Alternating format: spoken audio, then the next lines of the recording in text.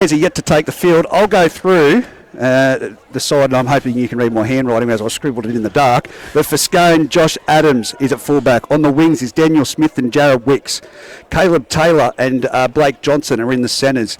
5'8" is Jared Austin's on the wing. Jared Wicks at 5'8". Jack Pennell in halfback. The front rowers are Sam Fetchner and Scott McIntyre. Adam Clydesdale, of course, in the hooking position. The second row is Ashton Frost, James Everly, with the lock Daniel Ritter on the bench. We have Tim Watson, Campbell Munn and Justin Apthorpe, and we may have Juna Warden if he pulled through that last match. And you've got the Greeter side. Yep, Greeters lining up. Number 1, Josh Cagney. Number 5 on the wing is Jackson Cassidy. Number 3, Dylan Edwards. 4, Billy Mitchell. Number 2, Karen Bonham. 6, Patrick Andrews. 7, Ruben Andrews. 8, Jesse Cronin. 9, Nick Lawrence. 10, Peter Cronin. 11, Tyler Carter. 12, Hayden Bailey. 13, Callum Nugent. On the bench, number 14, Lewis Hughes. 15, Aidan Stewart. 16, 17, 18 and 19 are yet to be named.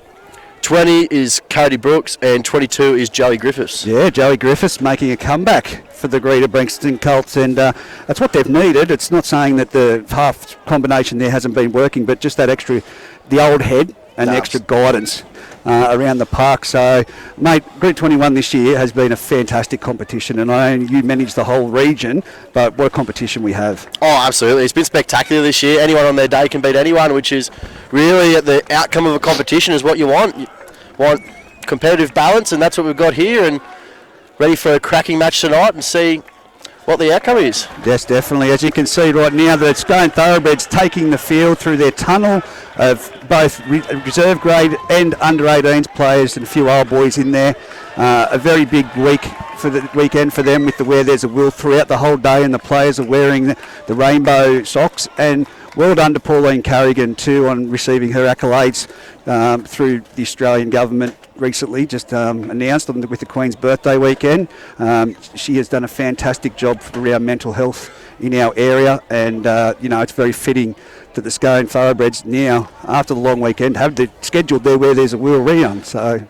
No, absolutely, and it's been a cracking day here from under sixes, the little thoroughbreds, all the way through to first grade, and everyone in the Where There's a Will socks, and every international age group. I'm pretty sure there's been an award presented after each match, which is really great to see, and the buy-in has been awesome from the Scone club. And I think it's great. It's really two of the great sides, Scone versus Greeter Branxton. As you said, it was a close match.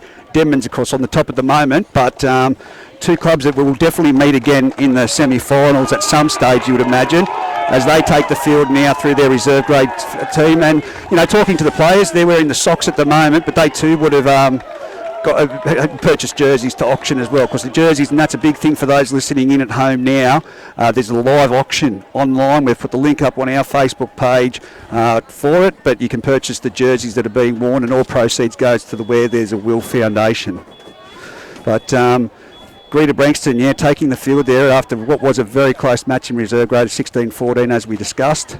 And in the 18s game, Scone just too strong, winning on the mercy rule, unfortunately, against Denman. But that young side has a lot of good players in amongst them, so they'll be there in the years to come. No, absolutely. For Denman, the sky's the limit from now. Like the start of the year with bare numbers, and from what they're at now, it's looking really great, and a very young side, so I'm excited to see what comes from there. Mate, I played for Muswellbrook for a number of years, and I think one of my favourite games ever was their first grade game with only 9 players.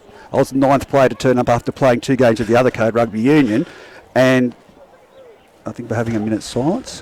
I think we're just waiting on the officials. Okay, and it was one of the best. It's character building. Absolutely. You're going to get belted, but it's about the camaraderie between your mates, and it's about the club. It's about the jersey you're wearing. It doesn't matter who it's for, and it's about the pride in it. So, for those teams that are getting a little bit of a towel up, it comes and goes in its ebbs and flows through each club. No, absolutely, and those Denman boys today definitely did their club proud. Yep. Here we go, here they come. We're just waiting for Jesse Rudder, who would take the field. Hopefully, we did have him mic'd up and it was turned on, but he may have turned it off. I'll have to fix him up at half time, but Jesse, well done to him. He's been up here as well, and to yourself. I know it's your job, but all day here in the Hunter Valley, it's very good, and it's going to be colder once you get back up home, I can tell you that. Nah, it's all right. I love it down here. And the referee for today's fixture is Jesse Rudder, and the touch judges are Liam Anderson and Dave Windle, as we'll just wait for Dave Casson. He's going to speak about the Just minutes. as with our previous games, we'll start with a minute's silence, just remembering those who were lost, killed or injured in that horrible accident last weekend at Greta, affecting so many people. Our thoughts, our prayers, our wishes are with all of those that have been impacted.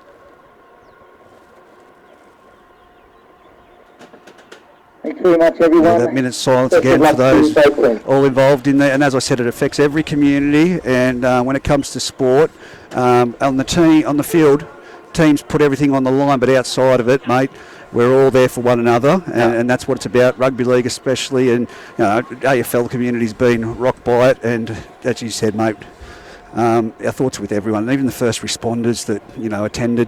It was just I'm lost for words, and I was gutted yesterday on the way home from Canberra, and speaking to one of my mates who was involved. So, no, absolutely, and it affects. It's more than sport. Like our thoughts do go out to everyone, and we wish that tragic events like that never happen. Yes. As Jack Pennell puts the ball on the tee and kicks it off deep down into the far right corner. They're heading towards Muswellbrook for those listening in at home. And straight off the back fence, I think it's Tyler Carter bringing it forward there. Jesse Cronin, maybe. The Greater Branxton players running towards us. It's that big man, Peter Cronin? Hope that's right. We're going to go with it because the side just got text through to me. No, on behalf is Nick Lawrence. He goes out one wide, and they've taken it forward again into some solid defence from the Scone Thoroughbreds. Playing it on the 30-metre line is Jesse Cronin. Now comes back to this side, and that's Tyler Carter there with the running straight and hard, and we've seen him all year. And he's brought down 20 metres in from this canteen side, 40 metres out. Early kick here. Paddy Andrews puts it on the boot, found the winger straight to him. Not the best kick for Paddy to start off with, but hopefully he gets on the wagon and puts some better kicking ability to it. An inside joke there we've got going with him at the moment. But Greater Branxton now bringing down the Scone player just at the halfway line. Adam Clydesdale screaming at dummy half to get it up. Here it goes through the middle of the field, and it's there with number 8. Scotty McIntyre. Sam Fetchner, I think that one. Oh, Sam Fetchner, my apologies. Yeah. Now it's gone out to Frost. That is him, the big lanky guy. We won't miss him. It's very dark and very hard to see from where we are up here, and we'll do our best. But they're on the far side of the field. Goes down to Pennell. Pennell passes it off to Blake Johnson out there in the centres. Blake Johnson playing on the left. They're 30 metres out from the try line. Last tackle. They've gone back to Jack Pennell. He's got a great boot, the young fella. He puts it up. It's coming down the centre of the field. It's going to be taken on the full there by Greater Branxton, and they're now setting up 20 metres out directly in front of the uprights. Carving set for both sides there. The early kick from Greater in their first set, and now they're getting out of trouble. And Scone working to that one side of the field there, which is quite obvious, and then a good last tackle option. That's going to come down to who dominates this play the ball, which we know Scone is very good at. No, absolutely. It always helps having Adam Clydesdale behind the ruck directing things and seeing those gaps at half of there. So here we go. Nick Lawrence gives it out one wide. They straighten it up. They take it into the defence. He's put to the ground just shy of the halfway line, centre of the field. Lawrence jumps from dummy half, finds one mark and that thing, and makes a good 9 metres there. And they're brought down just shy of the 40-metre line in Scone territory. It's the last tackle. Paddy Andrews puts up a big kick. It's coming straight down to Freddie Adams. He's taken it without any damage at all, and we wouldn't expect anything more from Freddie. He's a great player. Pennell at dummy half, passes it out one wide there to Austin. Jared, that is, making the metres. He'll definitely beat his brother in the try scoring this year because lost ball there. Isaac, of course, out. What's it going to be called? He's called the lost ball. Liam Anderson on the far side had to intervene there. Jesse, haven't seen it. Yeah, just trying to do a bit too much there, Jared. Just couldn't get the ball planted and just lost it. Just trying to pick over 13 is Callum Nugent there in the headgear. Pick what side they're playing on. Got Dylan Edwards out here on this side, Ruben Andrews Whoever that is in the second, looks like Charlie Ray, but it's definitely not Charlie Ray in there, second receiver. And now it comes out off Paddy Andrews, onto Ruben Andrews, around the back to that man, the fullback. And is that Josh Cagney? There you go. One of my favourite players. It does not look like him, but it is him. He's had a haircut. Now it goes into the middle of the field. It's Dylan Edwards. He has a great tackle. When you see this kid tackle, and he's just lost it one-on-one strip there. Adam Clydesdale up to the 30-metre line, centre of the field. Glad he can tackle because he couldn't keep that ball. Great eyes up footy there from Adam. The Scott McIntyre charges. It's still going. He's over the 40-metre line. 25 metres in from this western sideline, right in front of us. Freddie Adams comes to short side. It goes to Wicks. Off to Jimmy Everly. Jimmy Everly runs into that man, Dylan Edwards, with the assistance of two others. He brings him to the ground. They're now 45 metres out, 10 metres in on this western corridor. Wicks at dummy half. Off to Freddie Adams. Gives it on to Ritter. Ritter into the centre of the field. He's been tackled by Nugent with the assistance there of Cronin, and put to the ground. From dummy half, it goes one wide. It's with Scott McIntyre, the ball playing front row. Gives it off, a great play here, and it's been put in the hands of Johnson. Johnson bounces off one. He's going straight up the centre of the field. Will he get there for the first try of the match? He does! Straight through. Straight through, leaving a trail of damage behind him, and that was a great play, especially from the number 10. He's great ball playing skills there. Great set move there. Scott McIntyre, just good hands out the back, hits the fullback, and then bounces off one tackle and straight through the middle. Unbelievable. There was not from a lack of trying. There was all the bodies there from Greater Branxton to stop that, but they just could not. That speed was just too much to match. No, absolutely. Countless navy blue jerseys there, and just they couldn't stop him. Scone at home. Going to be very hard. And it is Peter Cronin, and there you go. So they must be brothers, I don't want to imagine. Cronin's not a unique surname. There's been a lot of famous Cronins play football in Country Rugby League and in the NRL. So new signings for the Greater Branxton side. And that was interesting because, as I said to you, a couple of the players that we watched in reserve grade, Johnny Bravo, Simon Harmer, Harry Hobden, have all played first grade in this outfit. And to see them back in reserve grade, I knew that the first grade side was going to be pretty strong. But really looking forward to seeing Joey Griffiths when he gets on the field, especially after he had that shoulder surgery, I believe it was. Yep. No, absolutely, and it could be the thing that Greater need, just some experience out there, that calming influence on the team, and it'll be very good to watch. There we go. I've just received people listening in at home send me messages all the time. Petey's Jesse's younger brother got injured in round 2, so There we go. Thank you for our assistance at home. And on the ETB Industry scoreboards, 4-0 with the kick to come from Jack Pennell on the far eastern side. As you can hear the steak tent revving up, the boys down here. They're getting rallied. He's kicked it and he's missed. Unfortunate for young Jack Pennell. So it's 4-0 on the ETB Industries scoreboard. 7 minutes gone so far in this match. That just come from a beautiful backline movement and individual brilliance from young Johnston. No, absolutely. Both sides are asking some good questions, and Scone just get the first early blood, and let's keep going. It's a little bit of accountability, not so much from the guy that missed the first tackle, but those shuffling across that they would have spoken about in the in-goal area of making sure that you don't stay back and just watch. No, absolutely. Making sure you continue with that inside push and always backing up the man inside so they can feel comfortable and know that your teammate's going to be there backing you up. It's been over 80 seconds and Paddy Andrews still out there on the field. Kicks off. It's gone deep, high. Lost in the fog. There we go, and it's been taken. I think that looks like young Wicks over on that side. I'm going to be wrong, but no, it isn't Wicks. It's definitely not Pennell, but there we go. I think it was the try scorer. It was. And now Scone bringing it up the centre of the field, and he's put down by Nugent.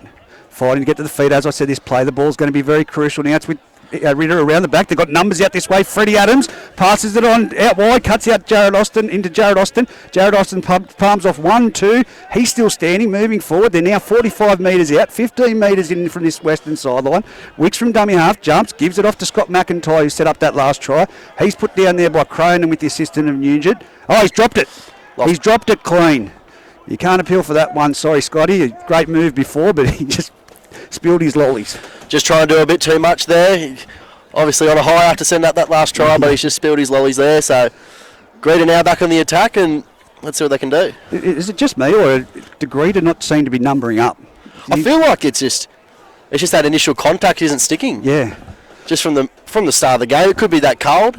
Everyone's not liking that first contact on a cold night, but as it goes off the scrum, it's gone out there. It's with Jackson Cassidy who brings it forward. He's up nearly to the 40-metre line, 20 metres in from that eastern sideline. Plays the ball back to Nick Lawrence. Comes to the centre of the field with Dylan Edwards. Oh, that shot. Is a great shot on Dylan Edwards. I'm just waiting to see that is. It was McIntyre. He's making up for his error. First marker, he goes in again for the second tackle. And he put down there is young Nick Lawrence. Paddy Andrews in at dummy half, gives it off to Cronin. Cronin straight up the middle of the field. He's put down. They're into the Scone Thoroughbreds territory, 45 metres out centre of the field, and they've put it on the boot early. There's no one back in that far corner near the scoreboard. It's going to be a foot race. Who's going to get there? It's going to be tackled in the field of play. No, drag back in. Great kick chase there. I think great chase by Paddy Andrews there.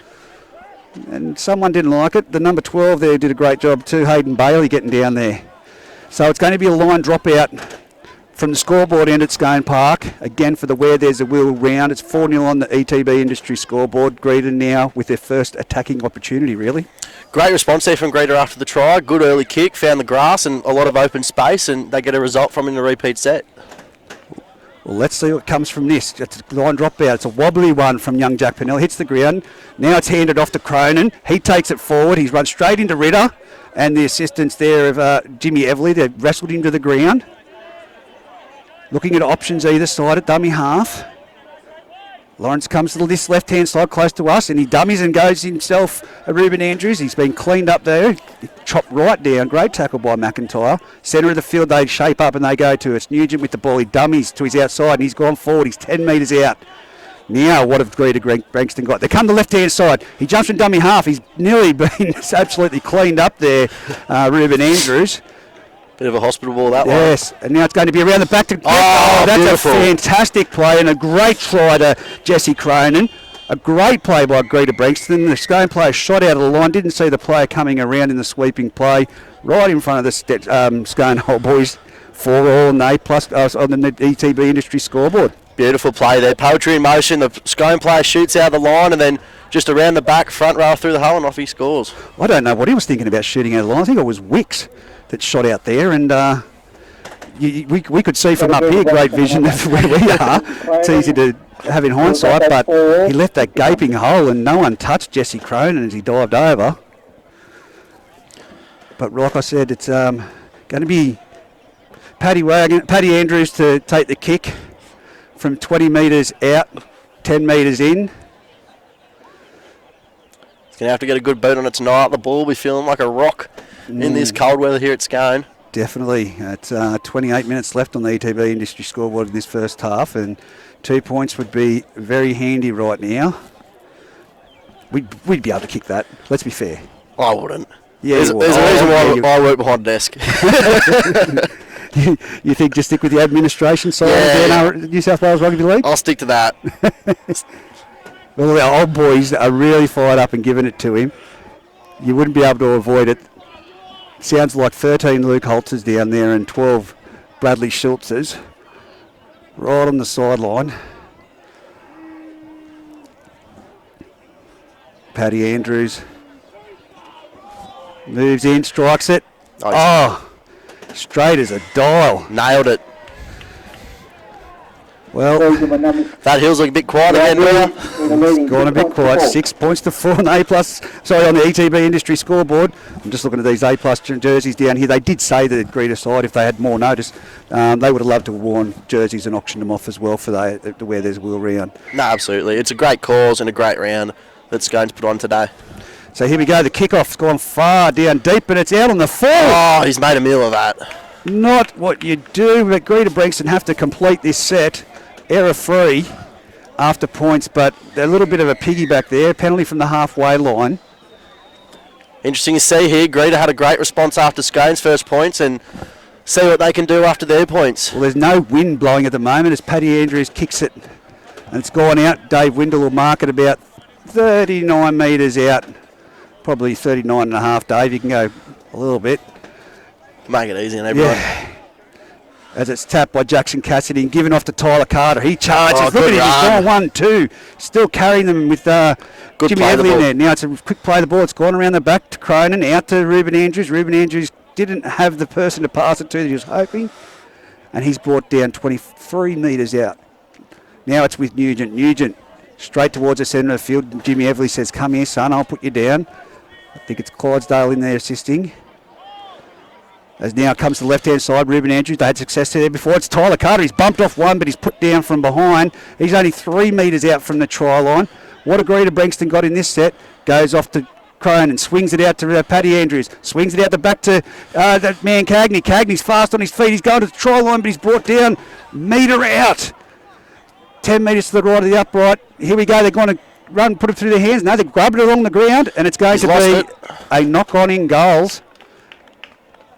Is it going to be in goals? No. Just short of the line. Just short. Well-timed kick there by Paddy Andrews.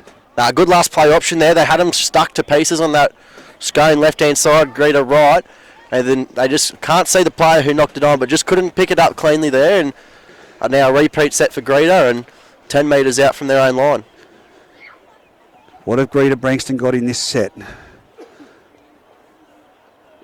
Cagney looks like he's got his nose strapped up already. Yeah, he's got some interesting head tape going on there. That is very unique. Well, here we go. It's coming out to Ruben Andrews. Off to Dylan Edwards. Dylan Edwards puts his foot down and goes, shot, and he's lost it too. He's lost it in that tackle. That is fantastic. Well done there by Caleb Taylor. Picked him up on one leg, drove him into the ground. Textbook rugby league tackle there. Get under him, drive him in, keep it clean, which he did, and get a result from it. Well, last time I commentated the Greta Branxton Colts was out at Denman. I think Dylan Edwards didn't have his best game then. He's had a one-on-one strip and that tackle lost the ball. He's going to be saying, footy fever, piss off and don't come and commentate again when I'm around. Could be me too. Poor bloke had 2 tries conceded on him when he played Tigers, so it might be me. I might need to go. And then at the centre of the field is Paddy Andrews. And that's a penalty.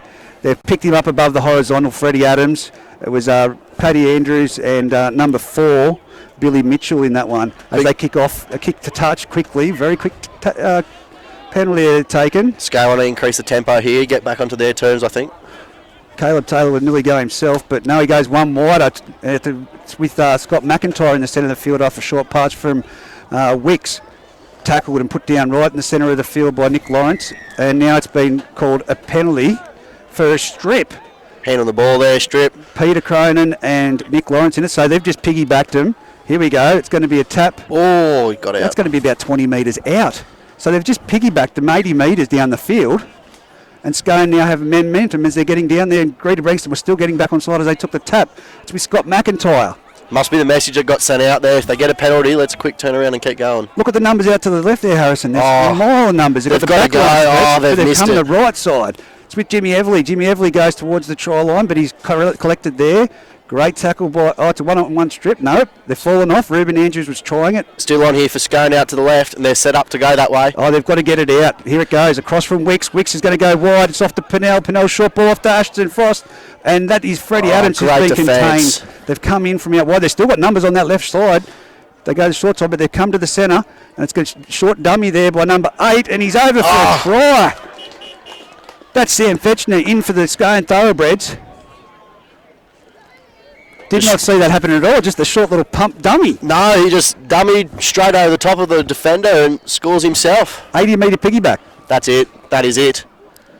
Well, it shows what Scone's going to try to do tonight, and it was pretty obvious pretty early that they get a penalty and they're going to take those piggybacks. They're going to take it quickly and try to turn those big Greta forwards around and make them play at their pace. So in the where there's a wheel round on the ETB Industries scoreboard, it is 8-6, 22 minutes to go in this first half. Back in the blue and white. And that's his first try back in the blue and Back in white. the lead, 8 points to 6. Kick to go. Well, he did, mate. He just pushed that dummy and went straight over the top of the person. He just said that I can go over you and look through the dummy and looked up and I don't know what the Greta defender who it was, but he did his best to try to get under him, just wasn't enough.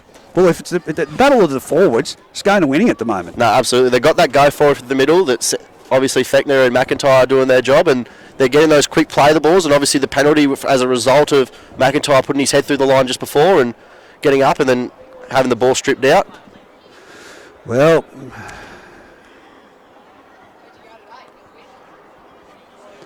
$80 metres. I think that was off the back of the error too from Greta because they had all the momentum there. They were attacking the line and with that good shot. That good shot from young Taylor. Caleb Taylor gets them down the other end of the field.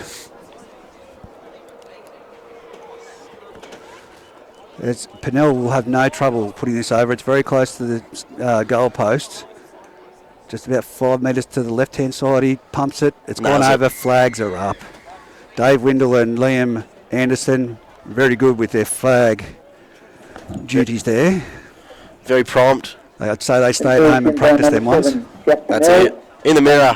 In the mirror. 90-degree angle. Perfect. I don't think Dave Windle practices it at all. No. No. I can't say that I think that. He'll be having his half-time durry very soon. Another 21 minutes. Be warm. Oh, mate, I feel for the referees in some of this instance. I know they do a lot of running as the kickoff goes down, but it's very cold here at Scone Park at the moment. As Freddie... Oh, yeah, he's made a meal of this. Freddie Adams. Did he bump it back into his other player, or did it come off them? But it's going to be a line dropout. He's knocked it forward into the player, then he's taken it back off him. Well, that's good advice there by Jesse Rudder, because I thought it was a bit of a competition there for the ball between McIntyre and Freddie, but Jesse's Johnny on the spot. Drop out from another good drop out. Oh, that's huge. No wind, and it's gone 52 on the fly and bounced straight up. Lucky for the Greater Branxton Colts, there was no one back there, and now they've made it up there 42 metres out.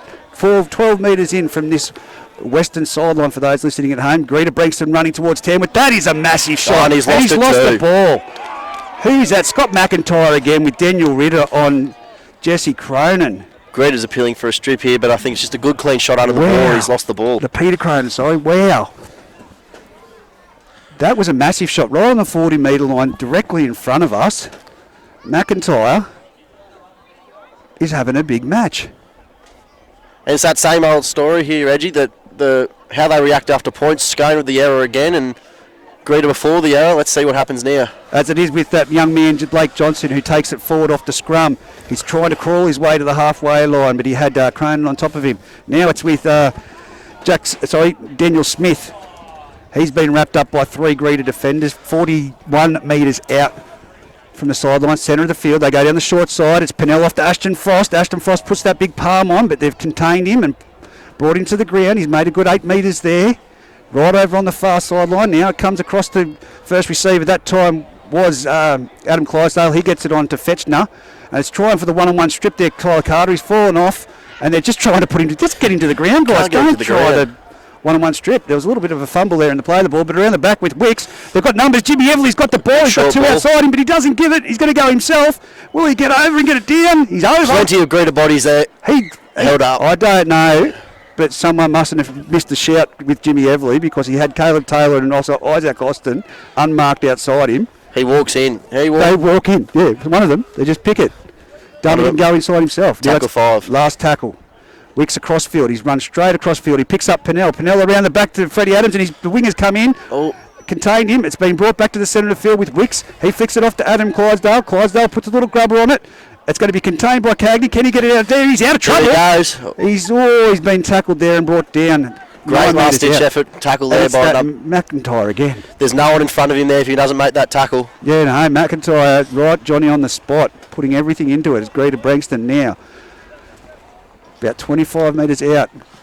It's going to be number 4, Jackson Cassidy, taking a hit. Billy Mitchell taking a hit up there. He's been brought down. He's 30 metres out. They need to get out of trouble if it's an early kick. But what a ball from Lawrence from dummy half, but it's been a hip drop there, tackle. That's a hip drop. I don't think they do them in Group 21, but it's play on, says the referee. They're all offside as they go for a little charge. Now it's been passed, offloaded to Cagney. Cagney's over the 40. He's up to the 30. We're going to go back for a penalty here. Mark not square. Mark is not square. He was never there. He just decided to stand up, and he was in no man's land. Great refereeing there by Jesse Rudder to play the advantage out, as Greater had a possibility down this left-hand side. So 10-6, Scone's way, and where there's a wheel round on the ETB industry scoreboard. 17 minutes 20 left on the clock. Paddy Andrews puts it out to the right-hand side. He's kicking him straight tonight. I don't think he would have been last weekend, but as the ball's passed in slowly to Billy Mitchell. He taps it, gets it off to number 12 there, who's Hayden Bailey. Hayden Bailey is brought down 15 metres out, 20 metres in from the sideline. Comes to the centre of the field. It's with Nugent. Nugent runs straight into Daniel Ritter and is put to the ground. Big don't argue, thanks. And another man in the tackle, of course, Scott McIntyre. Lawrence at dummy half. They've got options either side. It comes around the back. It's a flat ball off to Tyler. Offload. Carter, he's offloaded, but at the moment it's just go through your motions. Don't try and push things, Greeter. It's only 15 minutes left in the first half. It's not like it's the second half. Now it's burrowing down. He's a Cronin. He gets it over the try line. The big fella himself, Jesse Cronin, try number 2, right next to the left-hand upright. I tell you what, I thought that person on the ball was definitely going to be holding him up. Jesse Cronin saw what Samuel Fechner did down the other end and said, look, I can do it better. He burrowed. He burrowed straight through 3 of them. He burrowed. He put his head down like rugby style and just went straight for the little try line.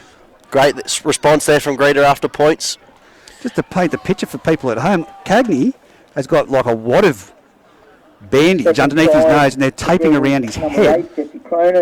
That would not be comfortable at all. No. They're taking it off to redo it. It's going to be some interesting trainer work here to see what they try to do. They're just going to take it off and say, mate, see, here you go.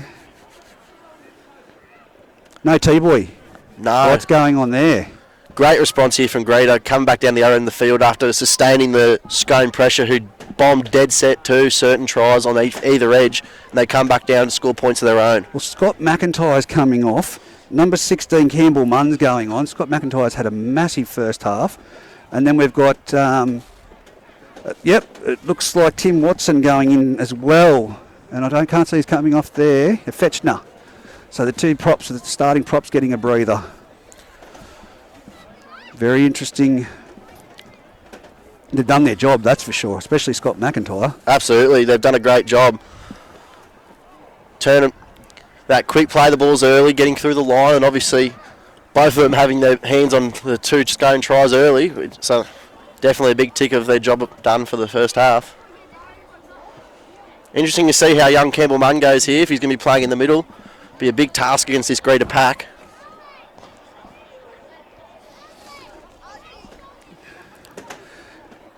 Paddy Andrews from nearly right in front. Will he pull it over? Or what's going to happen here?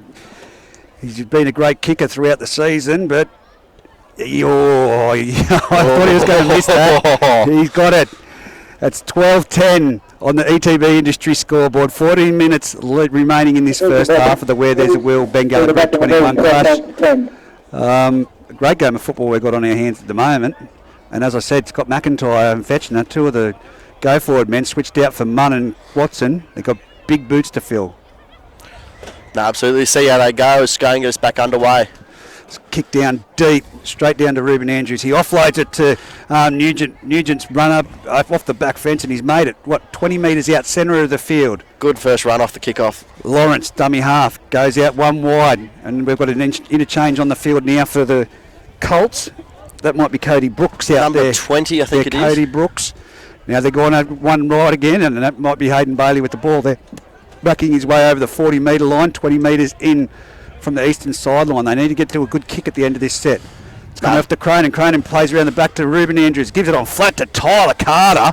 And he dragged 3 players to the 45 metres out from the Scone line. Dummy half, goes to the right side. It's off to the try scorer, Jesse Cronin. He's put down, 35 metres out. Goes back to Paddy Andrews. Pots one right. Oh, I don't know what he was thinking there. It's going to be too much. Too big. Oh, that's bouncing around. That's bouncing at right angle. Beautiful kick. What was I saying? What were we saying? That ball was going dead for all money and it's taken a right-hand turn. It has taken an absolute right angle and caught everyone at Scone off guard. They're lucky to actually get to it because there was a mountain of Greeter players chasing that. I would have given up on that. I would have been, mate, that's going dead. You've put too much on that, but it's bounced. We're well within the dead ball line, just manoeuvred around, and Freddie Adams had to make a play at it. Now it's going to be a dropout. 12 minutes remaining in this match, 12-10 on the ETB industry scoreboard. Not as good as his last drop-off, but it's gone straight down to Jackson Cassidy on the 40-metre line. He runs down the 10-metre, 20-metre corridor here, and he's brought down 25 metres out from the try line, plays the ball back. Dummy half to Ruben Andrews. It goes off to Nugent. Oh, that's a bit high, but he's got away with it, Watson. Down this left-hand side it goes to Ruben Andrews. He turns it back into Tyler Carter. He creates carnage everywhere he goes. He's just a wrecking ball. Every touch he makes, he's looking to make through that gap. Going to call him Miley Cyrus from now on, are we? There we go with Jesse Cronin up the centre of the field. 3 metres out from the try line. Lawrence, dummy half, jumps, goes to the right-hand side. Off to Paddy Andrews. He off the side of the boot. If they catch this on the floor, it could be a goal. They catch it. They get it. Is it a try? It looks like Jesse's going to award this. They're in. On the far side, is that Billy Mitchell? I can't see which player it was, but the winger let it bounce, caught it. They're having a yarn. And turned it back inside, and it's going to be a try. He scored this. Fantastic effort from the winger there. I thought if he let it go, it was definitely going to bounce out, but it's one of those 50-50 bounces. That's the second kick from Patrick Andrews that dead set have looked like he has absolutely shanked it, and it has come off with a result. The way he was kicking him, it looked like he needed a sobriety test with that last one that nearly went dead, and then that one, I thought for all money, was going to go out the sideline. Oh, he was kicking it to the train tracks. It was off the side of the boot. It was definitely, you can't say that was played for. No. That needed to be another 5 metres up in the goal area where the players were running to. But they got a result, greater score, and take a 16-10 lead with a kick to come. 10 minutes.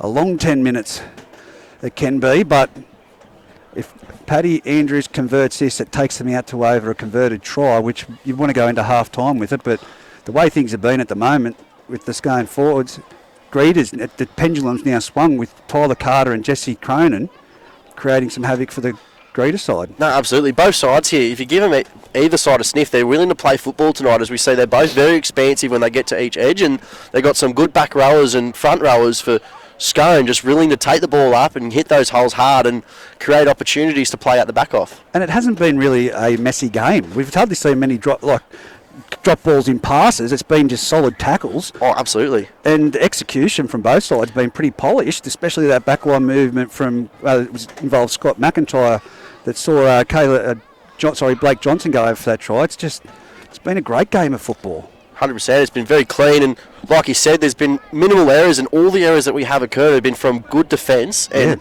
nothing really, no unmarked errors. And here's the kick. It's going to go across the face, and he's missed it. 16-10 on the ETB industry scoreboard, under 10 minutes, 9 minutes 30. Scone race back up to get the kick-off. And, of course, what we're going to see here is Adam Clydesdale would have given it to them, and we're going to see a deep kick-off, and the Scone defence very fast off the line to contain them down there. Oh, he looks a bit offside, but here we go. Goes down to Ruben Andrews. He passes off to Nugent. Oh, it's across the shoulder, Jesse says. A lot of numbers in this Scone tackle, like you said. Yeah, there will be. Here comes number 20. He's straight into the defensive line, but he's won the ruck there in Cody Brooks. Now goes to the right-hand side, and I think that looks like Paddy Andrews having a run. No, I think that one's Jesse Cronin. The 8 and the 6 look very similar for Greedo. Inside 40 here. He's gone for an early kick. It's over the top. It's bouncing well. Who's going to get it? It's with Blake Johnson over on that far side. 25 metres out, 2 metres in from the sideline.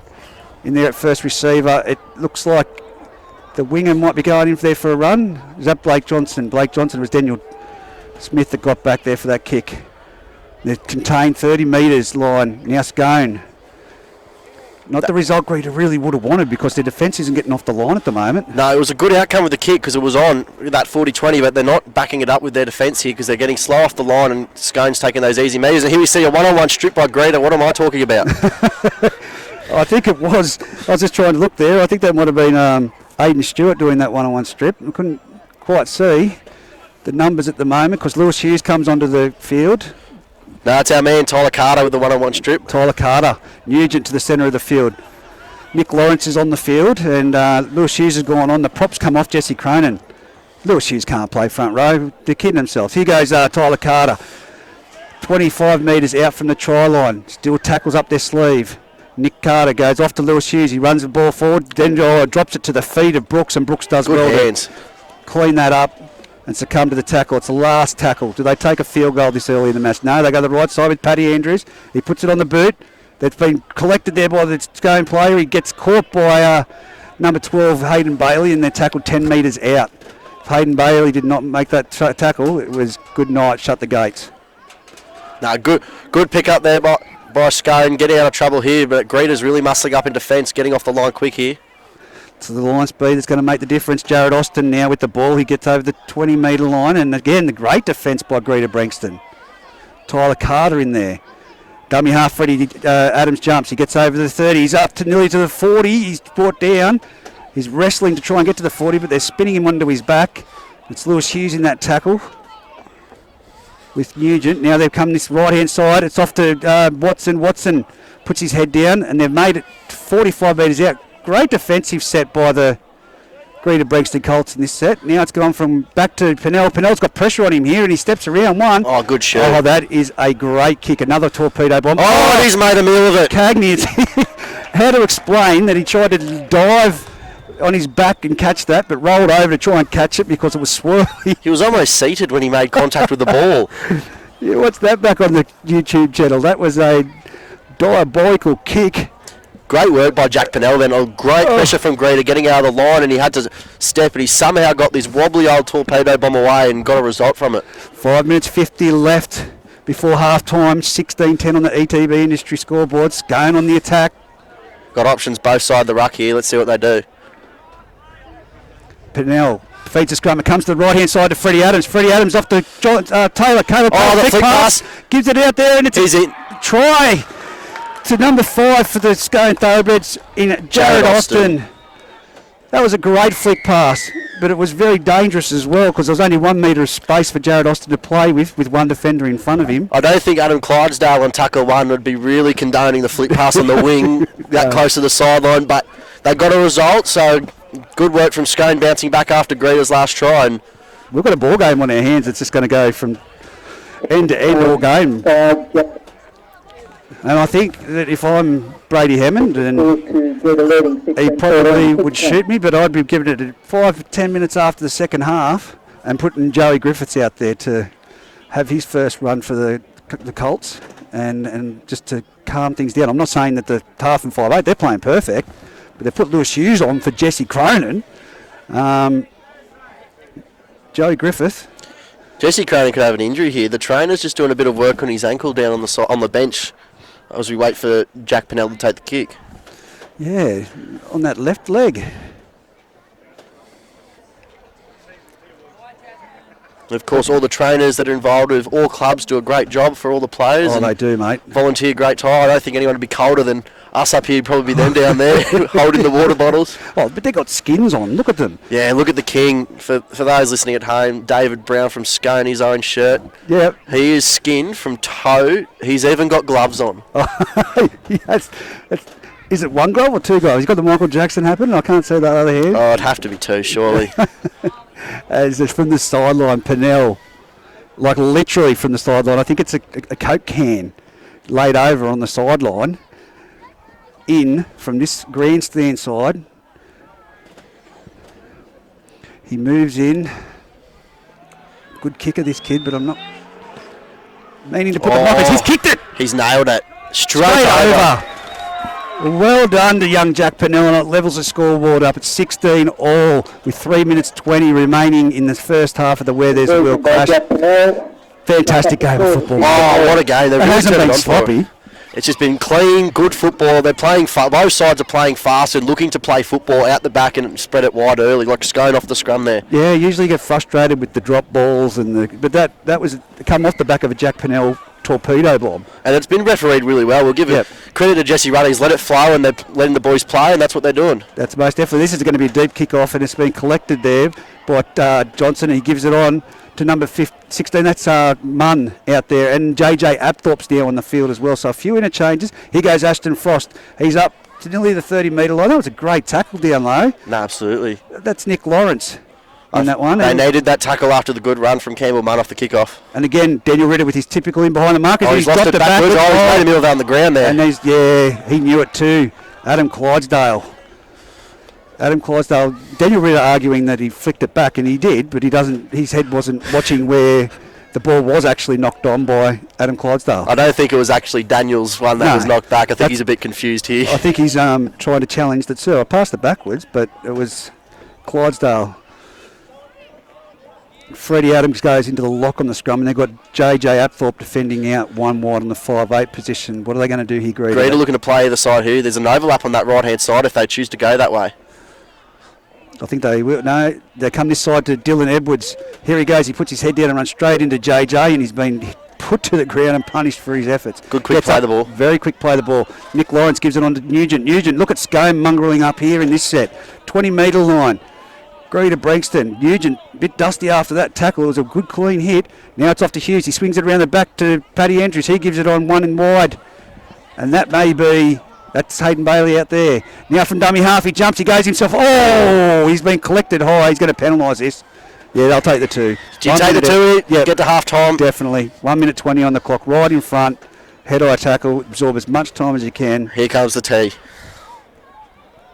Yeah, they're taking the 2. Paddy Andrews says, I want to increase my points scoring for the Bengalla Group 21 competition so I can get an award potentially at the end of the season. Nah, that's it. Good option here. They're going to have a slender margin going into the break, but this should take us to half time. Just a lazy one-arm tackle there from Scone. No malice in it at all. Just caught on the wrong foot. Yeah. And then Greta going to put this one. Hopefully, we're not going to put the knocker on him. We'll wait till after the kick. You nearly need to go on report and face some charges if you miss this one from in front. Yeah. I have seen a kick, I hate bringing it up because he's a great young kid, but I have seen a kick missed right in front this year at Aberdeen. Yeah, I've seen it. He just tried to put too much power and it sailed under the crossbar. There's a few, I can't remember what NRL player it was back in the day. It might have been Jamie Soward. Hated the ones in closer because you're thinking about it more and you look more of a pelican if you miss. 13 seconds, 12 seconds on the clock. He's absorbing every second of it. Paddy Andrews, he moves in, converts it and takes it to an 18-16 lead on the ETB Industry scoreboard. We'll take a break, Harrison Hunter, and we'll be back for the second half action not too far away. It's great of the lead, 18 points to 16 at half. Song there, it's the only song we've got at the moment, mate. But yeah, as we get the ETB Industries game back underway, it's 18-16, mate, it's getting colder. Yeah, I've been in Canberra and it's bloody colder here. I live in Armidale and I don't think I felt the cold like I have here. Oh, so many supporters that have stayed around and they've all said the same thing. Harrison Hunter brought the weather with him from Armidale. Yeah, look, I blame myself. I am accountable for this and we get back underway. As it's kicked down deep. Greta Branxton kicking off to Scone, of course. And now to this side with Munn, tackled right in front of the grandstand. Gets up, plays the ball, goes out one wide. It's now the centre taking a hit up for the Scone Thoroughbreds. Mate, it is freezing cold for those people listening in at home. From dummy half, they come this short side, off to Ashton Frost. He's been tackled there. Great tackle by Hayden Bailey. Joey Griffiths, I did see running out, mate. Did he go onto the field? I'm not actually sure. I don't know if there's any changes. Yeah, he's there. He's in second marker. There he is. And now it's with Freddie Adams. Freddie Adams takes it towards the centre of the field. He's wrestled by Lewis Hughes. Put to the ground. Right on the halfway line. They've gone back to young Jack Pennell with that boot of his. Oh, that's another massive I have lost that one. That is gone. And Try Jackson Cassidy just put his hands out and went, oh, if it lands there, I'm going to catch it. But it goes into touch. That is all you he's can got do. the best boot in Group 21 at the moment, I've got to say. Young Jack Pennell. Absolutely. Do your They're best. nightmares. Gets up in the fog up here under the lights. You can lose it quite easily, and he's just nailed it. For the people at home, it was identical to the Matt Burton kick in the State of Origin. Yeah. The one that they said was the biggest kick they've ever seen. And he does it with ease. It's just that one step and then boom. And look at his legs, they're so tiny. Yeah. He missed leg day, clearly, but anyway, we come out this way. It's with Joey Griffith. He passes it on to Hayden Bailey. He's up over the 30-metre line, tackled and not put to the ground. Now they finally wrestle him to the ground after the referee's court held, but a quick play of the ball. They come to short side. Joey Griffith pops it off. Now it was given to Billy Mitchell, and he's passed it behind Kane Bonham. Unfortunate there for Greta because that play was on and they're looking to play early, which is really good signs for another good second half. But again, Joey Griffiths out there directing people around. I said I wanted to see him back, and he had a lot of shoulder issues there in his career, but he looks to be comfortable. And that's a great tackle again underneath by Nick Lawrence. Tried to pick up Daniel Ritter, and with the assistance of Nugent, puts him down on the 40-metre line. Here it comes to this left-hand side. They pick up the big man, Ashton Frost, and they've chopped him down right around the legs. I don't think Hayden Bailey needed to go for that second attempt. No. But the again, Jesse letting them play. controlling the ruck. Now it's gone out. They've got numbers out there. Goes out to Wicks. Wicks on to Freddie Adams. Freddie Adams gives it on to Caleb Taylor. He palms off one. He pops it back in the inside. Freddie Adams with the ball again. Now they're 15 metres out from the try line. 20 metres in from the eastern sideline on the grandstand end of the field. The scoreboard end of the field. And that was, I think that's number 17 is JJ Apthorpe with the run. Now comes across. It steps off his right foot. Does Tim Watson, and he's been brought down. He tried to offload, but a play off there. Lewis Hughes shot out of line. Last tackle. They come out to young Jack Pennell. They've rushed out. He's put on the grubber underneath. He's going to collect it. No, he's not. Cagney gets it. Great pick-up. Cagney gets it and gets it to 8 metres out. He's put down. Now Greater Branxton, what have they got? They've got to get to there, and that's a great tackle from first marker. Well done there by the Scone player. And again, it's young Campbell Munn. Then they try to go Campbell Munn again in this tackle. They're now only 15 metres out from the try line. Campbell Munn making the 3 tackles. Tyler Carter says, I'm going forward, and he bumps over and he gets it up to the 30-metre line. But again, it's Campbell Munn. And he is injured. Injury question here. Well, he's holding his head. Want to see how Campbell Munn reacted if he's playing in the middle here, and he's definitely made an impact and he's holding his own, which is good to see. Yeah, especially when you've got blokes like Tyler Carter and that, and he's not an easy man to put down. Here we go, back underway. Paddy Andrews says we're getting out of here. That's a deep kick. It's going long. That's a good kick. And it's gone past Daniel Smith. It's going to roll down towards the goal line, and it's bouncing around. He's nearly tripped over. He's collected it, and he's bringing it back to the centre of the field, but he'll bring it straight back into the defence, and that's a great hit. But he kept going. He's gone. He's found his feet again, and he's kept going. Lewis Hughes, you need to contain and complete those tackles. Again, Reggie, it's that first contact just not sticking for Greta like it was early in the first half.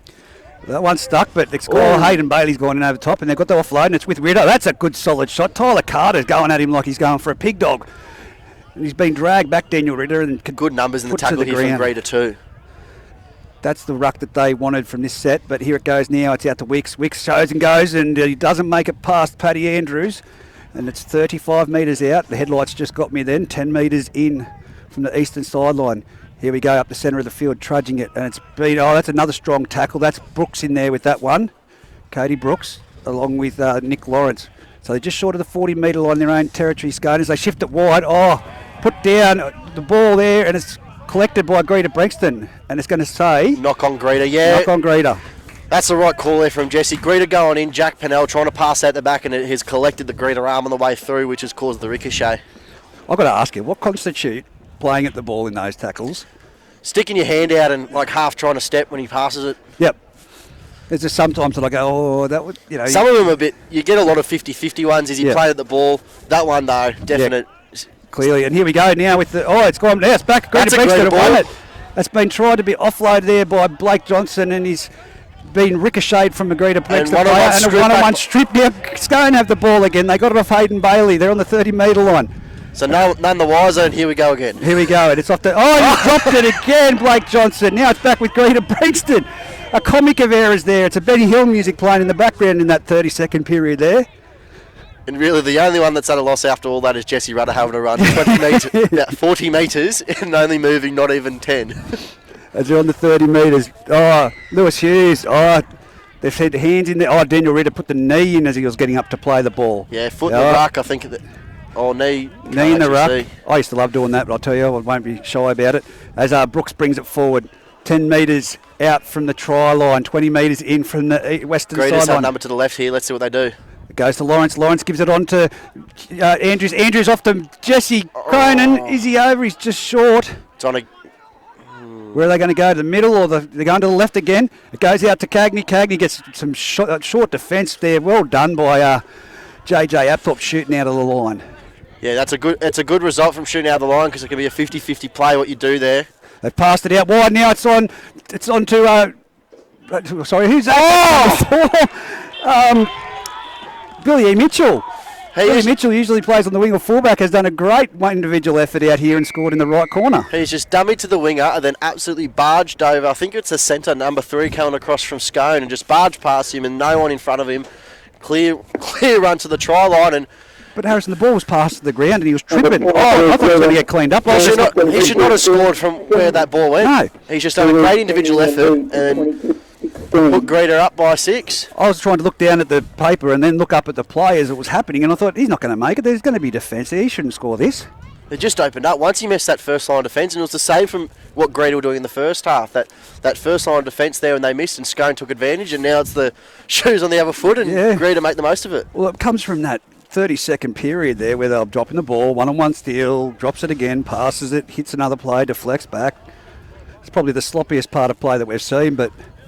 Yeah, hopefully we haven't put the knocker on the game at half time and just a bit of trying to get the cold out of the ball.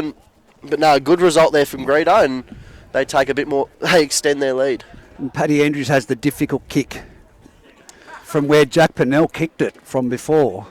Slightly a better angle, probably about a metre.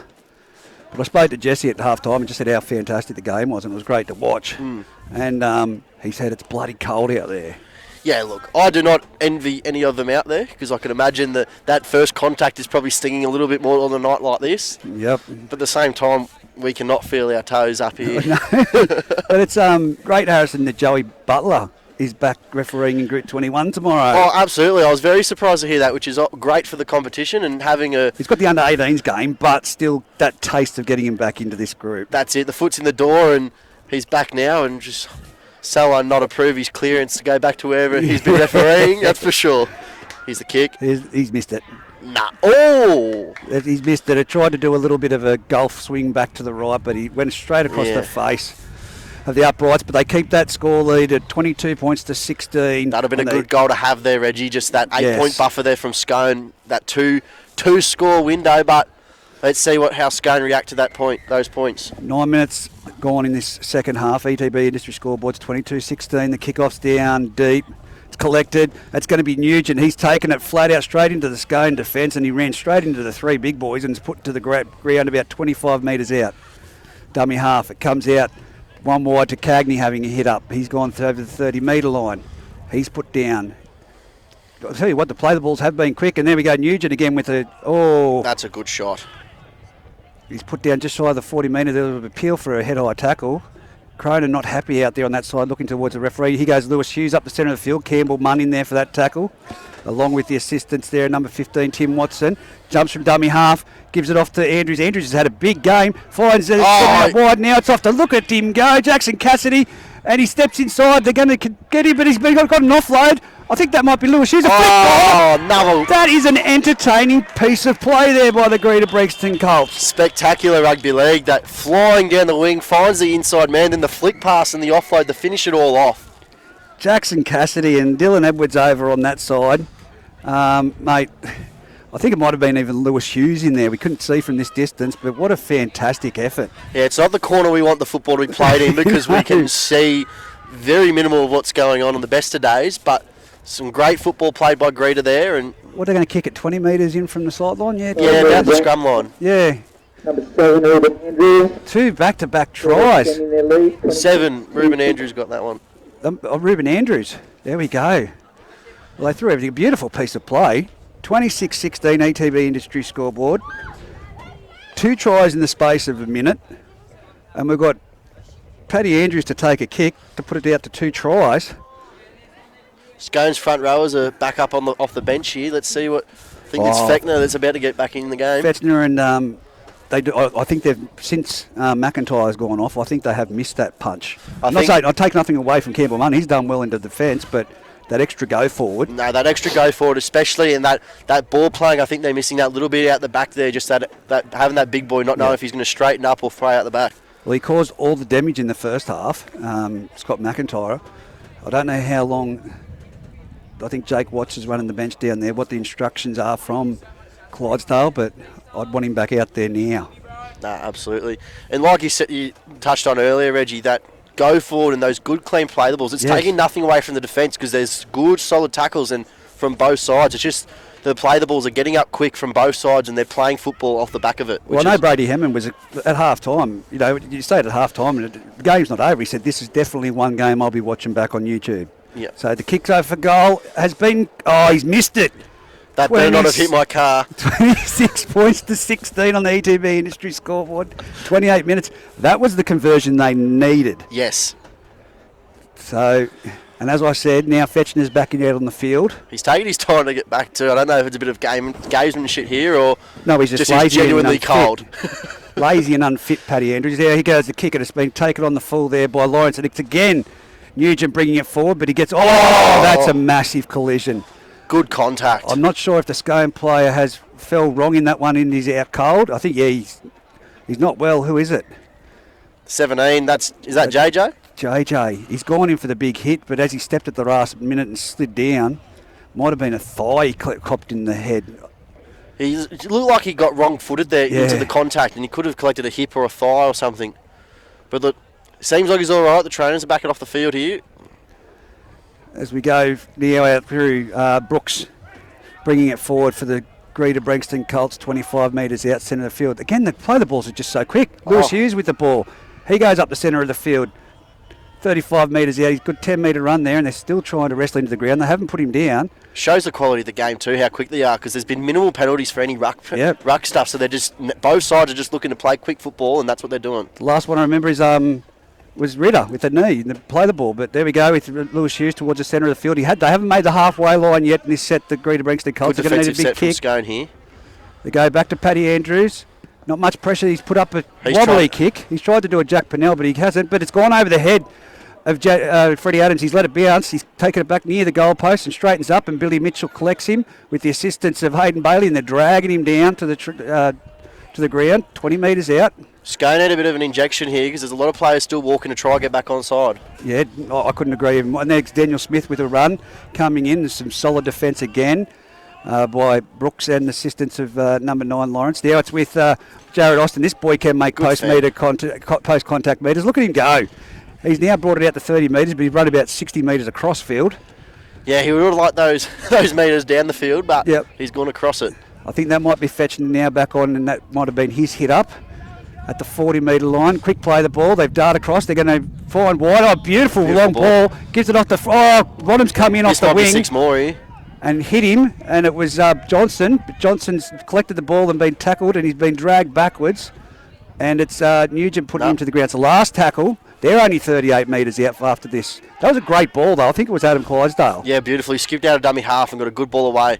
Catch this, says young Jack Pennell, and the winger is not looking real on his fingertips. On his fingertips. Great take there. I think that's Jackson Cassidy out there on that side. It is. Fantastic take, but I wouldn't have liked to have been under it myself. Now it's with Cagney back in behind the markers. He's seen some space, and he makes it up to the 40-metre line, 20 metres in. Still 26-16 on the ETB industry scoreboard. 25 minutes to go. Greater Branxton winning this match as they come straight across field.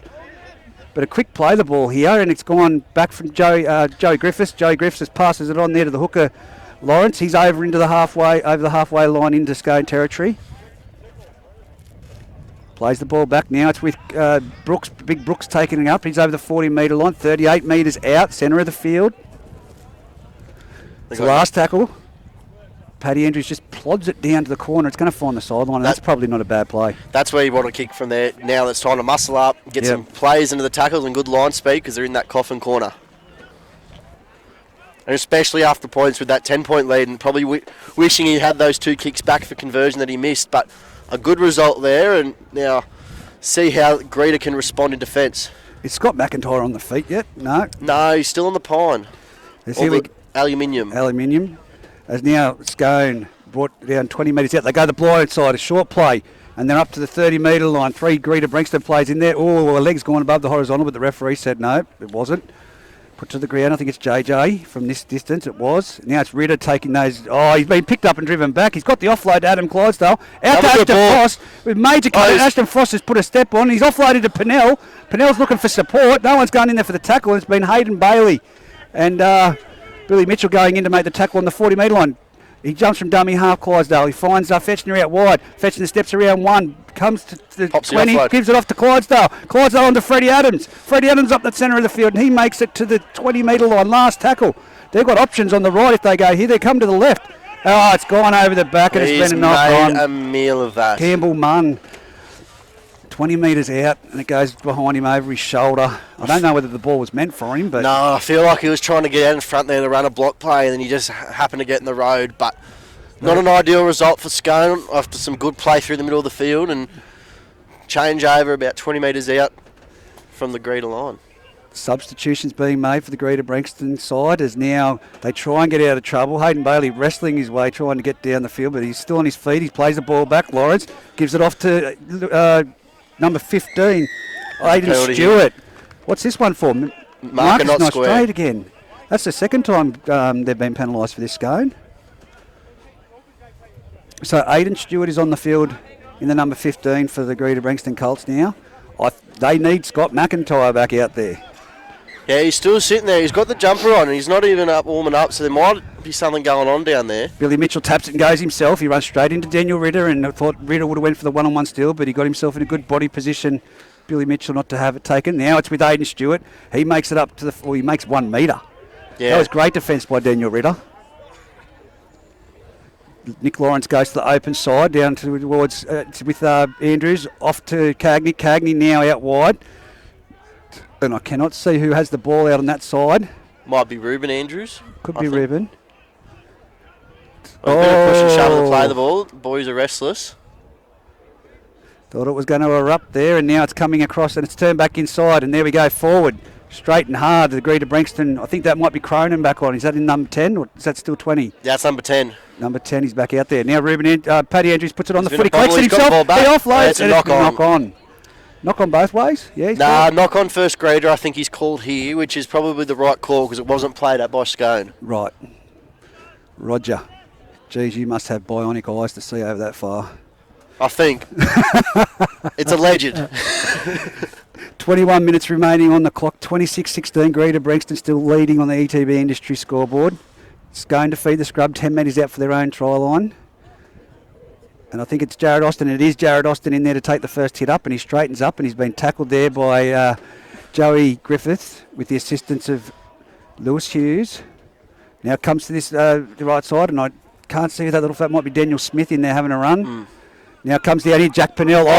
Jack Pennell, just as he went to catch it, I went to say he doesn't look like he was anticipating. He had an absolute captain cook there. Yes. Looked straight up and did not like what was in front of him, and the ball's behind him. He stumbled a little bit. That's what I was to say. His toes dug in there. Unfortunate, but for Greater Branxton now they've got an opportunity to go another try up. But I can tell you right now, the Scone defence put Scott McIntyre back out there. There's no movement at the station yet. They're still Joey still Griffiths holding course. Feed the scrum off the base of it. It goes out to Tyler Carter. He's dropped it. Too. And he has. It's been a one-on-one strip, but it's gone forward. They're the calls again. I need a bit of a push and shove. Bit of feeling starting to get this one here. We like it. Scone feed. I think the one back before the Greater Six, what's that, Ruben Andrews? Yep. Decided to push the front row and had a look and realised he pushed the front row and goes, that's not what I'm about. I will go back and play the ball. So now it's off the base of the scrum. It comes out to Freddie Adams. He goes towards Tyler Carter in the centre of the field, and Tyler Carter's saying, I want my ball back. And now he's got it. Greater Branxton, he didn't collect it himself. Nick Lawrence did. They're going down the left-hand side, and it's Greater Branxton now in the attack. Now they're trying another one-on-one strip out there, and they can't get it. The Scone Thoroughbreds. But Tyler Carter obviously said, I want my bickies back. So now go get it in the short side. It's with Cagney. Cagney, he's short of the try line. He's tackled. Good defence. Right in the far corner. From dummy half, he'll go himself. He's going to go over the try line. Does he get the ball down? Do they drag him down? Fighting. They're going to put him into touch. Well, no. He was They had close that enough to the opportunity to. sideline. Yeah, there was 3 plays in that tackle. Push him out. It's been the story of the one-on-one strips today. I reckon there's been more one-on-one strips than there has been penalties. Yeah. Still go back to that shot, though, that also was put on by Caleb Taylor on Dylan Edwards. As now they turn it back inside, and it's Cronin again charging toward young Peter Cronin, Jesse's younger brother. He's 10 metres out from the try line, nearly in front of the uprights. Now they are, and it's through Lewis Hughes. He gives a flat ball. That's a knock-on. Knocked on. Just a bit of miscommunication then. I think they were trying to look the play out the back, and the front row just got in the way. Aiden Stewart. That was not going to you, but I think that at the last minute, Lewis Hughes thought, I'm going to give it to you. There's an interchange card in the Scone trainer's hand here. Let's see who's getting up, and it's Scott McIntyre. Yay. 18 minutes left to see. I reckon a big 18 minutes here in the front row. It will be, and he'll be a definite game changer here. As it's going, he's been slammed to the ground there by Billy Mitchell. Now it goes out one wide, and it's number 15, Tim Watson. They're just throwing it around at the moment. Just contain it and get set and Packer. Now that's a pick up and slam from the Greater Branxton Colts. That was Paddy Andrews on Daniel Ritter, was it? I think so. No, yeah, either Daniel Ritter or... No, it's Jimmy Evley. Anyway, Scone have got the ball. They're 35 metres out from their own try line. Now comes to the centre field. Daniel Ritter runs forward. He's been hit hard and stopped, and he passes the ball back, and it's been dropped. Interesting here from Scone. Wow. They've opted to bring Jack Pennell off. I think who's their number 14? It's Juna Warden. Young Juna Warden. Juna Warden. So interesting to see what they're planning here, but a big last 17 minutes coming up. Oh, they'll miss Jack Pennell's kicking, I can tell you that. But we'll let them go. We'll see what they've got here. They're obviously moving cattle around to combat what they see they need in front of them. Greeted to feed the scrum through Paddy Andrews. First receiver, it's Joe Griffith gets it. He gives a round the back pass, and it's off to Cagney, who comes to the tackle because he nearly ran into his own teammate. Joe Griffith interacting half again. He goes too wide, and it's off out there to Aidan Andrews, who's been brought down 35 metres out from the Scone try line. Not really a lot happen here at the moment as Peter Cronin puts his head down and burrows towards the 20 metre, still 30 metres out. And it's a knock on. He's lost it. There we go. We've put the mockers on this game at 26-16 in favour of Greater Branxton on the ETB industry scoreboards. We still have 16 minutes, but the last 9 minutes has not been... Have we left this part of the field? No. I don't think we've left between the halfway line and the... Watch Adam Clydesdale, though. Yes. He'll create something here. I think it's time for him to take control of this game here because, like you said, that Scone are throwing that ball around and looking a bit panicking. Yeah. So hopefully the change in the half and Adam can just calm it down and get him back on track. That's here we go now. It comes. Oh, it's a penalty against this. That's Adam Clydesdale's got up to play the ball. Roll ball. No, Number 6. Jared Wicks has rolled it between his legs. Is Adam Clydesdale off even? No. No, because Daniel Ritter's out there questioning the referee at the moment. I can't actually see. Yeah, that might be him. Just I can see next to Scott McIntyre there. In the maybe. middle. It's really hard to see now from here. Oh, what was that kick from Paddy Andrews? Jeez. He could have made a couple of extra metres, but he just decides to put it out onto the... I think he wanted a few extra metres, just that was not intended. No, he's Aiden Stewart bring it forward. Oh, he's been picked up, and that's a spear tackle. They're going to say it went above the horizontal. Don't rush in there, boys. That's where things get out of control. Take the 2, I say. 2 tries, mate. Calm it all down. It's been a pretty frantic 5 minutes of play here. And they do. And they're opting to take the 2. So it's no given here for Patrick Andrews. He's missed his last 2. Even this one's a bit further out than probably normal. It's about 28 metres out, nearly directly in front. But as you can see, they're grouped together just talking, but it's been very sloppy in that period after what has been a fantastic game. It's probably just, we'll take it out to the 2 converted tries to level it up. But I think, just the uncharacteristic things. Usually Daniel Ritter gets that one arm pass away all the time. No, absolutely. And it's been a few times this match where it's been dropped by the person there. But competitions aren't won in June, that's for sure. 100%, and it shows how good the competition is, that the bounce of the ball isn't necessarily always going Scone's way, and it clearly isn't tonight. Just like you said, those one-arm passes just not sticking, and those out-the-back plays early and looking to play football. It's just in this second half, it just hasn't seemed to be really gluing for the Scone side. And again, it is the wear. There's a Will round today, and everyone's wearing the multicoloured socks. Fantastic cause, as Paddy Andrews from right in front. That trainer being like a caddy. No, that's not even trainer. That's Jesse Rudder. I thought someone, when he backed right up there, was whispering in his ear like a caddy. Be one with the ball. Be one with the ball. I think a pitching wedge from here. Maybe a 9. He moves in, strikes it. He likes it. The touch judges like it. It's over. Oh, the kid got falconed into the ball, boys. 28 points to 16 on the ETV industry scoreboard. 13 minutes 50 remaining on the clock. What have Scone got? It'll be conversion by... I think whatever they've got, it's got to be now. They've got to have a big set of defence here and two converted tries. They've got to really pull something out of the hat here. Well, someone was just having words. I think it was Nick Lawrence with Daniel Ritter coming back to the kickoff there. So here goes Freddie Adams with the kickoff. He kicks it high. It's sitting up in the air. It's been dropped down to Lawrence. handed on to Aidan Stewart. He steps off his right and comes back towards the centre of the field. He's run into Adam Clydesdale. And if Adam Clydesdale had an opportunity, I think that would have been a one-on-one strip. But it was Fetchner that went in there with that one. He positioned himself well to possibly pull that one off there as well. He's done it a couple of times. I've seen him this year in this position, especially at the scoreline, and changed the game. And there we are now with... I think Adam could be playing 5'8" here. He might have changed position. Junior Warden might have gone into hooker. He was in that tackle, Junior Warden. Now it goes out and it's with Lewis Hughes. Someone shot out of the line. It was Scott McIntyre to put on a hit. But now they're trying to get the one-on-one strip. But now he's back and he's up to the halfway line. Great metres there by Lewis Hughes. Good leg drive just to get off that first contact and keep going. Now it comes back to Joey Griffiths, and he's just going to punch it downfield. It's nothing special. It's bouncing along the ground. Freddie Adams collects it, 10 metres out, puts his foot down, Freddie, and he's met by some smell. And again, pops the pass, and they're going to come down towards the 30-metre line. One-on-one strip again. That's why I didn't want to see that pass. Now it goes off to Kane Bonham, and he's been brought down. Greater Branxton with the ball again. Why are they passing the ball so willy-nilly? It's not sevens. There's still 12 minutes left. That's easy enough time to score 2 tries. I think they're a bit shell-shocked here, and it's probably not a position over the last couple of years that Scone are used to, being trailing and being their backs against the wall a bit. So it's interesting to see how they're reacting here. Well, it's going to be Peter Cronin to play it right next to the left-hand upright. Swings it out to the left, and it's gone on to... it's going to be a try to Cagney if he can get over the try line, but no, he's been well contained there by the Scone defence. Metre out from the try line. They go to left-hand side, short side. They're over the try line. Will the ball get down? There's enough Scone defenders in there. It's going to be held up.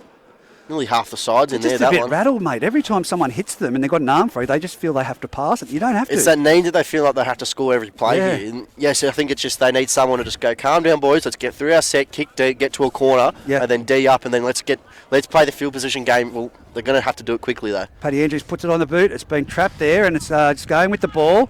10 metres out from their try line. 11 minutes, 17 left on the clock. 28-16. Greater Branxton leading Scone. We have an injury here, I think.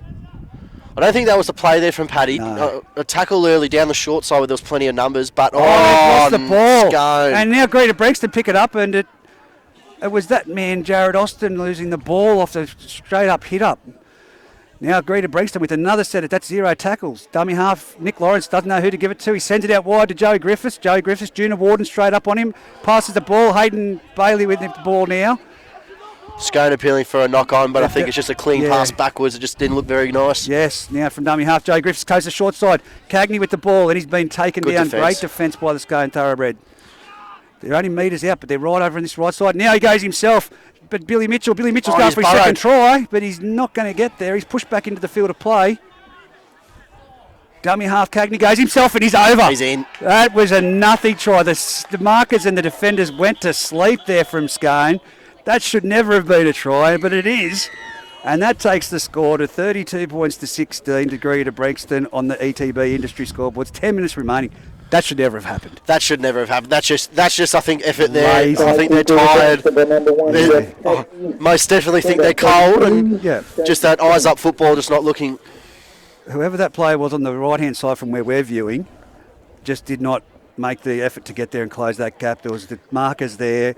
Of course, they immediately moved towards the centre of the field thinking the ball's going that way, and he just dove over with no one in front of him. I don't think if he was touched, it would have been a brush. Yeah. Right? There was barely anything in it, but you'd likely say that Greater, this is the try that they've been looking for that last part of the second half, where they've played most of the football down this end, whether they're defending or attacking. 9 minutes left in the game. The crowd's really thinned out. Cars are leaving the ground now as we speak. It is a cold night, but down there at the stake 10 it is still packed up with all the old boys down there for the Where There's a Wheel round. It's been a big day for the Scone Club. They've put on a fantastic day, mate. You've been here all day. Oh, it's been a terrific day.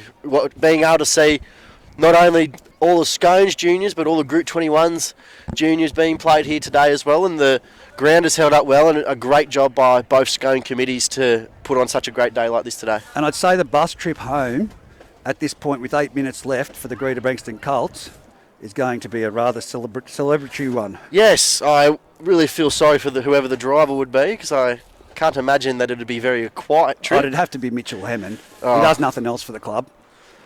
He's a good bloke, Mitch. The Hammond brothers, they do a lot for the Greater club, and they're great for rugby league, not only in Greater, but in Group 21 as well. Yep. There's Paddy Andrews with the ball on the tee. 32-16, 8 minutes to go on the ETB Industry scoreboard. Moves in. He nearly missed that. As He the has flags not are made. up. He has every kick tonight has not looked easy. He's made it look difficult, more difficult than what it should be. Well. Adding for the theatrics, I reckon. Actually, to be honest, before the game, he ate a pie and a big bucket of chips when I saw him. So He might be off-centred. yeah, that's probably what it is. Here we go. The kick off from Freddie Adams goes deep. They're going to allow it to bounce. It's bounced down though. It's stayed in the field of play, and it's with Jackson Cassidy, and he brings it back. And he's lost it He's too. lost it. I think Do we have a ball game on our hands? I think we've got a. What happened here? I think either the snipers got him or. Well, he went to the ground pretty quickly. Yeah, that didn't look good at all. But here we go. Wow. 7 minutes to go. Scone back on the attack with 18 points of difference. If any club could do it, it's the Scone club. It's Scone. Yeah. 34-16, 7 minutes 30 on the ETB Industry scoreboard. You would think though they'd have to score this set. They would. This is Quick kick a goal. And yeah. But Greater Branxton will take their time either way if they did score, but Greater Branxton have been strong in defence. They have been, and their defence has been good. And like we touched on earlier, that they were just missing that little backup on the inside push there, but they've really fixed that up since, and it's really shut down Scone's movement through the middle and those inside balls to the fullback or outside back trying to sniff around the middle, but they've done a great job. I think the thumbs up that he's all okay, which is a good sign. It was very awkward how he went down, just into the... I'd say he's copped someone's knee, possibly, as he's gone down, because he did go straight down. Because it looked like he tripped almost, and he must have just collected a stray knee or something going past. But that's anyway, it's going on the attack 8 metres out from the try line, 20 metres in from the eastern sideline, right in front of the scoreboard. And it's Daniel Ritter taking a hit up. And they've really contained him well tonight. And it's Peter Crane. Now he's got the offload again, the typical offload, and now it's Scott McIntyre going towards the try line. He can't get it down. And he's lost that too. He has lost it. He's lost. No, the referee's saying I called held. Yep, knock on. Oh, he's calling the knock on. There you go. That just wasn't needed there. He take the tackle. You're on tackle 2. He was forcing trying to get the ball down because it was over the try line. But yeah. Just hands in there from Greater Branxton and everyone. They're not happy about it. A Fetchner, is it? Nah, I think that one was McIntyre. Yeah. I'm going to go with you. It was McIntyre. Oh, well, I think we've put the knocker on him too. No, it was Fetchner. It was Fetcher? Yeah. McIntyre's packing in this side. So now it's Joey Griffith to feed the scrum 10 metres out. They're absorbing plenty of time. No, absolutely. Well, if I was Greater, I'm in no rush to get this scrum fed here. And they've only just fed. It's taken about 20 seconds out of the time. Now it's off to Jackson Cassidy. He steps off his right, but he's been collected there by Jimmy Everly. Ritter went in there for the attempt, and I cannot see the other player. It's young Wicks. Now they go to the left-hand side. It's with Cagney. Cagney's been chopped around the legs. Fantastic tackle by Caleb Taylor. Greater Branxton not going anywhere really fast here at the moment. But now Tyler Carter makes some metres. He's up 25 metres out. But they've slowed the play the ball down. 6 minutes 35 on the EGB Industry scoreboard. 34 points to 16. Greater Branxton leading. And now Lewis Hughes pushes the offload. And it's with Aidan Stewart. Aidan Stewart, 35 metres out. Plays the ball. And Lawrence says we're getting out of trouble. And he punches it. It's not near the sideline. It's going to roll nearly to the goal line. He takes it back to the goal line. Freddie Adams. Look at all the Greater jerseys. But Great again, chase there by Greater. Freddie Adams brings it out to the 10-metre line. Now it's from dummy half, goes off to the Scone float player, brings it to the centre of the field, and he's brought down. Scone's still getting back on side here. There's a lot of tired troops out there now. Jared Austin with a hit up. Solid contact up the top there. He's put to the ground. Nick Lawrence has had a big game. Now from dummy half, it goes out to Ritter. Ritter goes in behind. He's got the arm free again. He's not going to try and offload it this time. He's on the 40-metre line. Steps forward a couple. Now it's with Fetchner. Fetchner around the back. And it's Julian Warden by Tyler Carter. No, it was Joey Griffiths. And here we go. They're going to put it downfield. It's a great kick. It's going over the head of Jackson Cassidy. He's let it bounce around. It's awkward. He's gone past him, and it's had to be Cagney to get across there to get it. Lucky Cagney was there too. And they're trying the one-on-one strip again, but they haven't got it. Number 12, Jimmy Everly. Now goes the blindside play from Paddy Andrews. He tries something. Oh, that's a solid shot. That's a shot. Caleb Taylor. Yeah, it's coming across the centre of the field. They're not really going nowhere. There's 5 minutes. The crowd's quiet. It's very cold. Naturally. Now it's with Cronin. He puts his head down, gets over the 40-metre line. Scone defenders bring him down. Slow to get to his feet to play the ball. Paddy Andrews with the ball. He goes around the back and he's got past it to the ground. And it's collected by Cagney. Cagney straightens up, goes towards the centre of the field, sees Daniel Ritter, passes it to Jackson Cassidy. Jackson Cassidy pops it out to Hayden Bailey. Hayden Bailey dummies and brought down just over the halfway line. Beautiful tackle underneath by Juna Warden. Now from dummy half, Lawrence off to Joey Griffiths. A little bit of end over end kick here. It's got an awkward bounce, but it's been collected by Josh Adams and it's 10 metres out. They're trying the one-on-one strip again, but they're not going to get it, are they? No, Freddie contains it. One-on-one strip, doesn't everyone love it this day and age? Oh, it's what they're after tonight. It must be something that Greeter has spotted through Scone throughout the year. Just must be some ball control issue or something, because it seems like every time they're going in for those one-on-one tackles tonight that there's hands in there trying to strip it, and it's been paying off. Tyler Carter's perfect at it. Junior Warden there with the ball, brought down 40 metres out, centre of the field. Dummy half goes off to fetching the dummies and puts the foot down and gets it up over the 50-metre line. No, he's just shy of it. Dummy half. Jumps from dummy half, Clydesdale. He finds one marker napping. He offloads to Wicks. Wicks spins it out wide. That's with Caleb Taylor. He's down the right-hand sideline. He's going straight towards Cassidy, and Cassidy collects him. He's punched the ball back to his player, and it's again knocked on. Oh, this might be a knock on Greeter here. No, knock on Scone. Just that extra pass, and that was a difficult position as you're falling backwards into the defensive line to try and shoot it with one arm. And again, well, it's clear and evident now that Greater Branxton, with 3 minutes on the clock, 34 points to 16 on the ETB industry scoreboards, are going to be victorious. But can Scone at least put a try back on here in the last minute? It's been the story of the second half. Just so that pass there is just not needed. They get to ground, they've got a broken line, just play some football out the back, but they're trying to pop that extra pass like they're panicking. It's a cliche thing to say, but it's a game of two halves. They always say it. But the first half was perfect. We talked it up, and the second half's been completely mirror opposite. And it's mainly been played and dominated by Greater Branxton in their own end. Yep, here we go now with Cagney off the base of the scrum. He gets the ball. He's won his front there. He's won that ruck. Now from dummy half, their markers weren't straight, but Juna Warden makes a tackle. Jesse says that's fine, play on. And he's put down 32 metres out. 25 metres in from this western side, just going through the motion. Aidan Stewart, he's been picked up and jammed. I think that would be Ritter. I'd nearly say it would be, but no, it was not. It's Scott McIntyre. Now Joey Griffiths, he runs towards the line, dummies, and then he's tackled by Juna Warden. Geez, he's done well with the legs, tackles Juna Warden. Fantastic. Now it's out wide. Lewis Hughes off to Paddy Andrews. Paddy Andrews, flat ball onto Tyler Carter, and Tyler Carter barges. He's 45 metres out. He's struggling to get to the ball to play. Now it's the last tackle. Paddy Andrews with a chip, midfield. Midfield chip, and it's going to be just another regional Jared Austin. It could be a try for Greater Branxton. Here's Ruben Andrews. Oh my gosh. They've made it look difficult, Scone, in this second half. That ball was a nothing kick from Paddy Andrews. It's been the story of the night. The kicks that just do not look like they're on for Greater, and they've reaped the rewards all night from it. Now we've got a dropout from the Scone Thoroughbreds with 1 minute 30 left on the clock. Has not been the Scone outfit that we've typically seen, even this year. No, absolutely. Even from this year, they just look like in this second half they've been panicking, looking to try and score every tackle. So it's going to be Freddie Adams with a dropout. A couple of players out too for the Scone Thoroughbreds, but also Greater Branxton still with a few injured troops. But here goes Aidan Stewart running off the back fence, and he's gone into the defensive line. There's 3 Scone defenders in there, and they're trying the one-on-one strip again. Oh, boys, just get him to the ground. Yes. D up. Get through your set. Hasn't been working for you in the second half. On the left-hand side, it's Tyler Carter barging the ball forward. He's got some upper body strength, I can tell you, and then cleaned up with a great rib shot there by Daniel Ritter and lost the ball. And that should probably do us. 44 seconds.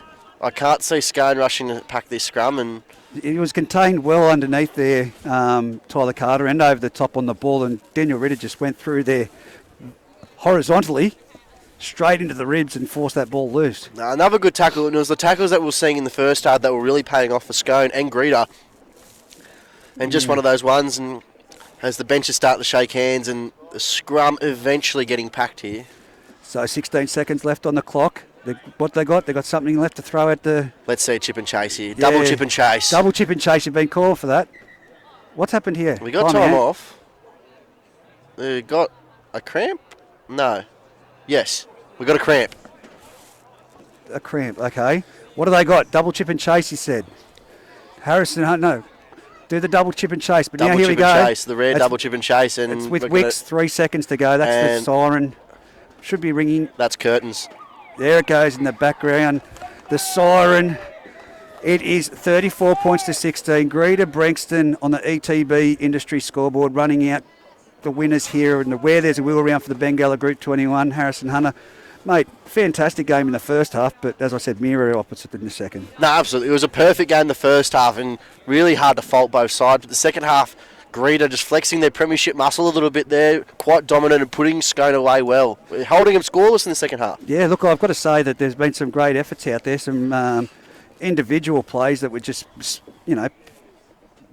perfect to watch in the first half, but for me, it's the number 9, Nick Lawrence, had a big game. He seemed like his hand was in everything. He was creating those opportunities up the middle for Greeter all night. You'd be hard pressed to take 3 points off him in this game, but mate, thanks very much for your time. Appreciate you making the effort, and especially coming down from Armidale.